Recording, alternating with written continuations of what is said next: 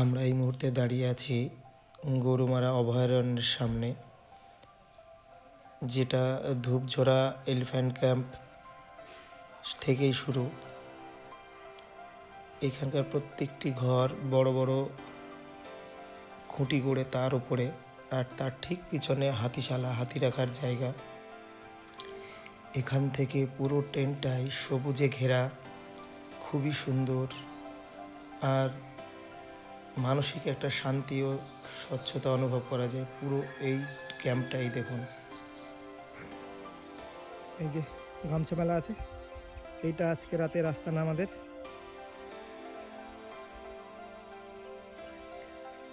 খুবই সুন্দর। এই যে ভাই বোম্বা এত খিদে পাই যে খাবার দেখলে আর থেমে থাকতে পারে না। দিয়ে কেটে রাখে।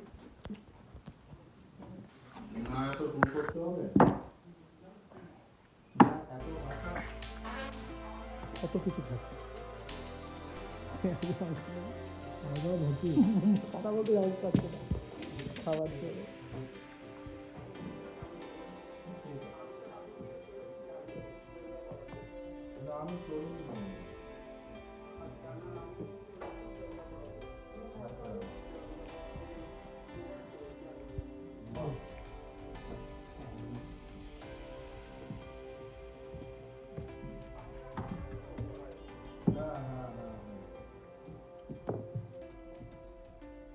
তুমি খাওয়া দাওয়া করে রেস্ট নাও, সন্ধ্যাবেলা কথা হবে না।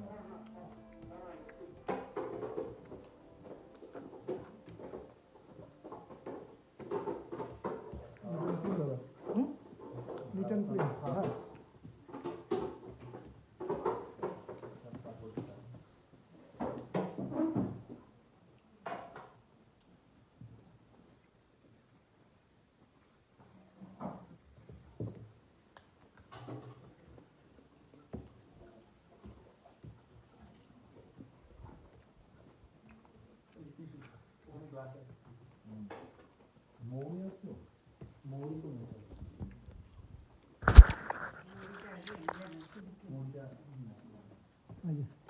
ভাই একাই সব খেয়ে নিল, আমার কিছু দিলই না ভাগ।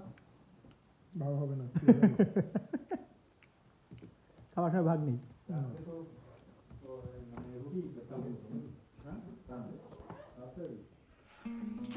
প্রাকৃতিক সৌন্দর্যে ভরা এই এলিফ্যান্ট ক্যাম্প, ধূপঝরা এলিফ্যান্ট ক্যাম্প খুবই সুন্দর, একদম প্রাকৃতিক পরিবেশে।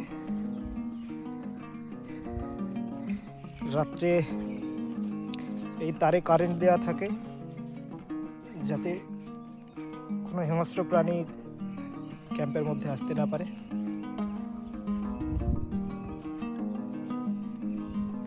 আর এখান থেকেই শুরু গরুমারা ফরেস্ট।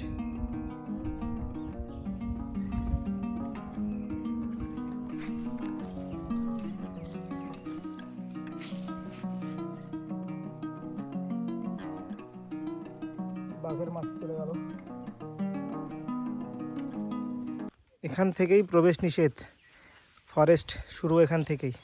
আর আমরা এই যে ক্যাম্পে আছি বাইরে থেকে, এটা মেন গেট আসার। এই যে এই ঘরটা দেখছেন, এর উপরে উঠে তবে হাতির পিঠে উঠতে হয়।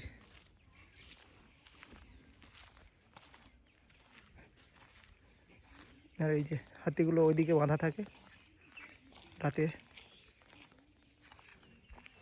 নো এন্ট্রি, ভেতরে যাওয়া নিষেধ। হাতিদের কিছু খাইয়ে নেওয়া হচ্ছে, আরও 3-4টে আছে, তারা স্নানে বেরিয়েছে। ওরা ফিরলেই টাইম টু টাইম এদেরকে নিয়ে জঙ্গল সাফারিতে বের হবে। 3টে থেকে শুরু জঙ্গল সাফারি, 1 ঘন্টা করে চলে।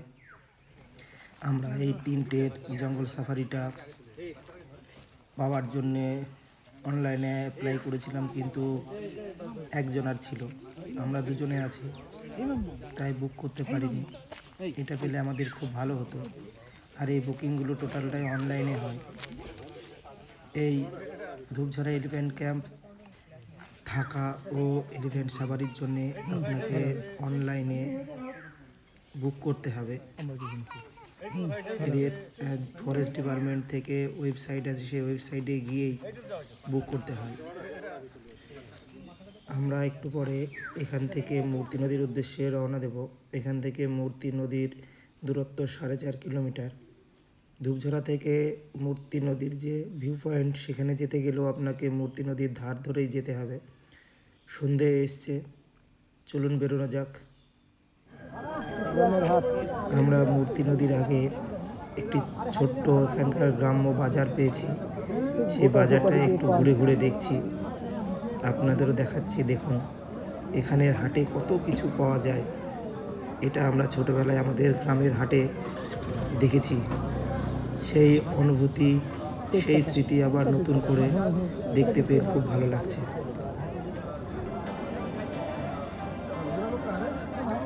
এখানকার বাজারে মুড়ি, এই যে শুটকি মাছ, সবজি, তারপর বাচ্চাদের জামা কাপড়, টিপ ক্লিপ, সবজি মাছ, সব কিছু পাওয়া যায়, সব কিছু।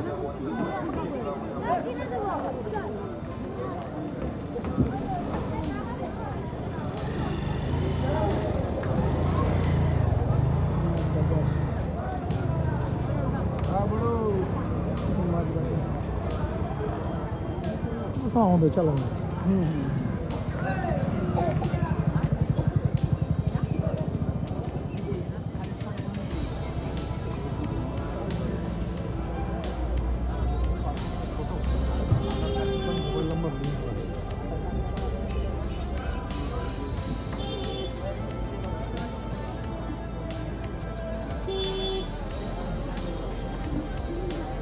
এই মশলা মাখানো নিয়ে যাবে নাকি?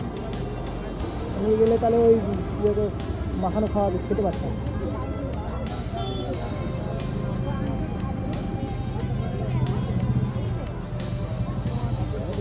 তোমার ধুতি বলছিলাম, ধুতি চাই কি খাবো না না ওই যে ধুতি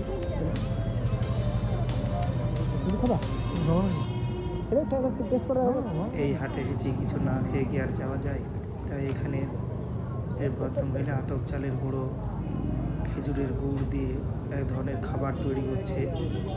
ভাই বোম্বা বললো এর নাম নাকি ধুপি, তো সেটাই আজকে একবার খেয়ে দেখব।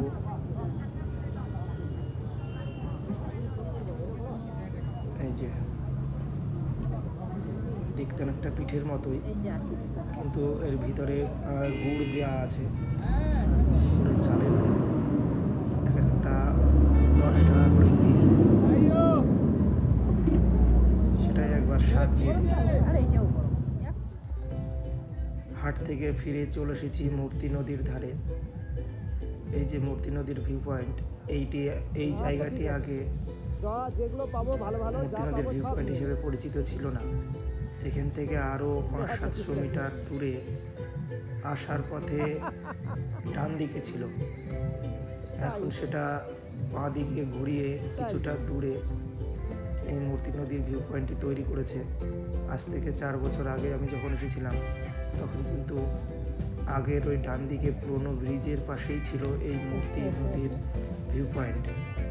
যে ব্রিজটা ভেঙে নতুন করে আবার লোহার ব্রিজ তৈরি করা হচ্ছে, আর ভিউ পয়েন্টটাকে ঘুরিয়ে বাঁ দিকে 500 মিটার দূরে করে দিয়েছে। সন্ধ্যা হয়ে আসছে, আবার ক্যাম্পে ফিরতে হবে। ক্যাম্পে এসেই আমরা গরম গরম চা পেয়ে গেছি।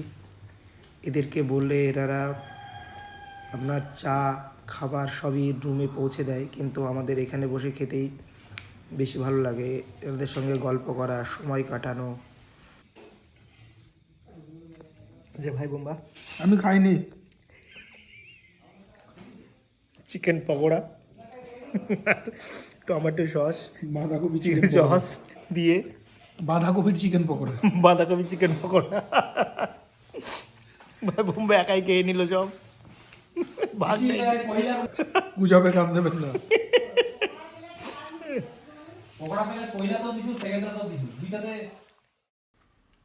এখন বাজে সন্ধে 6:30। চারিদিক ঘুটঘুটে অন্ধকার, মাঝে মাঝে পশু পাখির ডাক আসছে, সমস্ত ডাকগুলো চিনি না। আর প্রত্যেকটা ঘরের সামনে একটা করে লাইট জ্বলছে। প্রত্যেকের ঘরের দরজাই বন্ধ, কিন্তু আমরা দুই পাগল সিঁড়ির উপরে, যে কাঠের সিঁড়ি আমাদের এই ক্যাম্পগুলোতে ওঠার জন্য করা হয়েছে, তার উপরে বসে আমরা দেখছি। কারণ জানি না বন্যপ্রাণী কে কখন কোথার থেকে আসে, তাই নিজের সাবধানতা নিজের কাছেই। সকাল সকাল উঠতে হবে।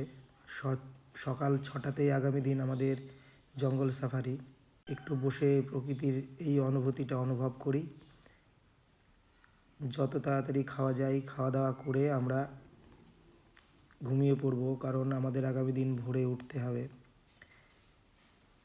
6টাতে আমাদের জঙ্গল সাফারি শুরু হবে, 7:30টায় ফিরব। একটা কথা বলে রাখি, এখানে থাকা ও জঙ্গল সাফারির জন্যে ফরেস্ট ডিপার্টমেন্ট থেকে যে ওয়েবসাইট দিয়েছে সেই ওয়েবসাইটে আপনাকে বুকিং করতে হবে, নইলে কিন্তু এখানে কোনো ফোন বা অন্য কোনো মাধ্যমে বুকিং করার কোনো ব্যবস্থা নেই। তোমার আমরা যে গ্যাস নিয়ে যাই রান্নার জন্যে, ওই গ্যাসে পুলিশে ধরেছে। রাতের খাওয়া তাড়াতাড়ি সেরে ঘরে ফিরে এসেছি। চারিদিকে অন্ধকার দেখতেই পাচ্ছেন। তাড়াতাড়ি ঘুমোতে যাব, আগামী দিন সকাল সকাল উঠতে হবে। শুভরাত্রি, সবাই ভালো থাকবেন। দেখা হচ্ছে আগামী দিন সকালে।